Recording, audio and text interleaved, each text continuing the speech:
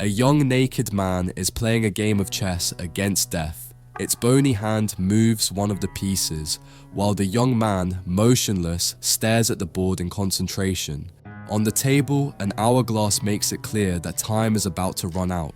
There are only a few moves left, and Death smiles, knowing the young man has no escape. His soul is lost, and this time, Death has won the game. This is clearly a visual metaphor for humanity's struggle against its own mortality. The title of this painting is Victoria Mortis, and it was painted in 1921 by a Swedish artist named Owe Zerge. It's not the first time we've talked about this theme on the channel. A few months ago, we analysed The Devil's Checkmate, another painting that explores the same idea but with an unexpected twist that was discovered many years later. In that work, the man still had one move left. Here, however, there is no way out, no more chances. In 19th century Europe, the image of a man facing death across a chessboard became quite popular. It even reached the world of cinema. Many years later, Swedish director Ingmar Bergman revisited this metaphor in his film The Seventh Seal, creating one of the most iconic scenes in all of classic cinema. However, the origin of this idea goes back many centuries earlier, and, curiously, it also began in Sweden. The image of a human being facing death in a game of chess first appeared in the late Middle Ages. The oldest known artistic representation is a mural painted around 1480 on the vault of Täby Church in Sweden by the medieval artist Albertus Pictor. This fresco, titled Death Playing Chess, shows a medieval knight sitting across from a skeleton personifying death with a chessboard placed between them. It is a moralizing scene, and although not based on any biblical passage, its presence inside a church served to invite reflection on the destiny of the soul. In the painting, the figures are painted with remarkable anatomical detail and realism for the time. Above them once appeared a banner with an inscription in Old Swedish, now faded, that read, "Jag spelar tik mat," meaning "I checkmate you." It is death speaking to man, making it clear that it is the one who ultimately wins the game. The iconography originates from the late medieval context of the Danse Macabre and other allegories about the transience of life. During the era of the Black Death and ongoing conflicts, European art was filled with dances of death, triomphe, and other motifs in which death interacts with the living of all social ranks. Chess served as a metaphor for life's strategic struggle against the constant threat of death, alongside other games and dances used in the allegories of that time. It is worth noting that this Swedish painting remained for centuries a unique or extremely rare case, an almost unique motif according to scholars, which gives it a legendary status. In fact, it remained relatively forgotten until the 20th century, when it gained international recognition after it was revealed to have directly inspired the famous chess scene in The Seventh Seal by Ingmar Bergman. This painting was created in 1921, shortly after World War I. Although Sweden did not participate directly in the conflict, the war left a deep mark on Europe's collective psyche. Added to this was the recent impact of the Spanish flu pandemic of 1918 to 1919.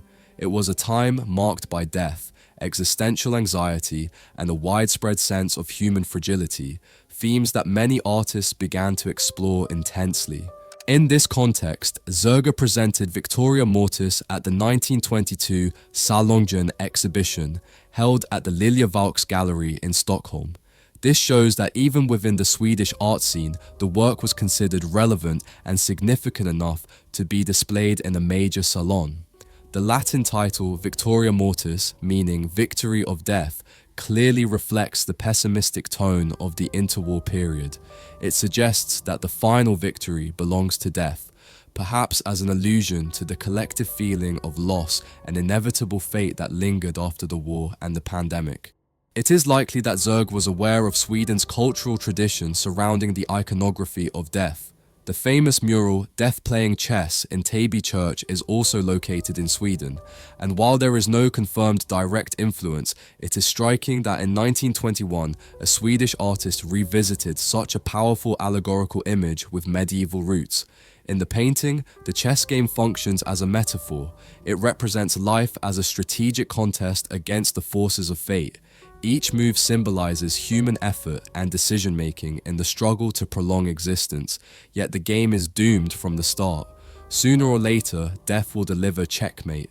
The chessboard itself, illuminated amid the surrounding darkness, suggests that life is merely a brief stage of struggle within the shadows of the unknown. The symbolic elements reinforce this interpretation. The hourglass reminds us that life's time runs out grain by grain, echoing the classic tempus fugit. The young man's nudity can be seen as a symbol of vulnerability.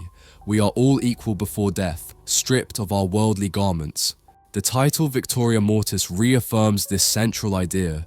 No matter how intelligently or bravely one fights, the final victory always belongs to death. Yet some commentators have noted that the very act of playing the game is, in itself, a small triumph of the human spirit over resignation. As written in an analysis inspired by the Seventh Seal, the chess game, a symbol of both life's uncertainty and the inevitability of its end, shows that no matter who wins, there's still a small victory over death itself, because the man, the knight, manages to survive for a while beyond his symbolic death. In other words, the challenge itself symbolizes humanity's refusal to surrender, its capacity to fight back even when defeat is certain, delaying the inevitable for just a moment longer. This idea of playing chess against death has appeared in art many times throughout history. One of the most fascinating earlier examples comes from the late 18th century, long before Zerge's Victoria Mortis. In 1793, the French artist Rémy Fourcy Descassins painted portrait of Dr. C playing chess with death. In this work, the roles are reversed. The doctor has just defeated death in the game. He smiles triumphantly, pointing to the chessboard as the skeleton, holding its scythe, retreats in defeat. According to an inscription found on the original frame, the scene refers to a specific event, portrait of Dr. Ducy, who has just saved a patient. Death, surprised, declares itself vanquished. It has just been checkmated. Behind them, on the wall, Descassins painted a mythological scene. Jupiter striking down Asclepius, the god of medicine, for bringing Hippolytus back to life. A warning that stealing lives from death could provoke divine punishment. The painting is fascinating because it inverts the usual outcome. Here, humanity wins. It reflects the Enlightenment's faith in science and reason, a time when progress seemed capable of defeating even death itself. Yet irony soon caught up with reality. Descassins himself was executed by guillotine that same year, a grim reminder that death always reclaims the victory, no matter how many times we think we've beaten it.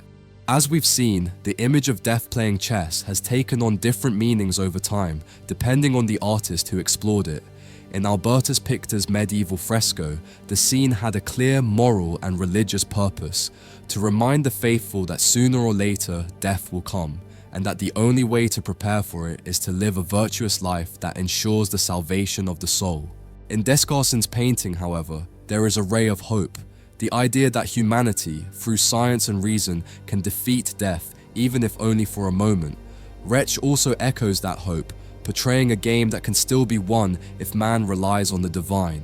But Owe Zerge offers the harshest and perhaps the most realistic vision. Here, there is no escape, no redemption, no angelic intervention, no last-minute trick.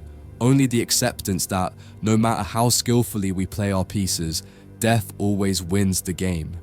While researching this painting, I found it frequently mentioned in religious and philosophical discussions, and it makes sense because it inevitably raises big questions. Is life a game of chance or strategy? Do we have any real control over our fate, or are we simply moving across a board whose outcome has already been written? I'd love to hear your thoughts in the comments. Thank you so much for watching this video all the way to the end. I'm sorry I had to censor the young man's nudity in the painting, but when I showed it uncensored a while ago, the video was restricted to viewers over 18 and stopped being recommended by YouTube. If you'd like to see the full version of the painting, you'll find the link in the description, and if you'd like to add it to your own collection, it's available so you can hang it in your home. Shipping is free worldwide, and just like in this video, you'll be turning your space into your very own personal museum. Thanks again for your support, and I'll see you in the next video.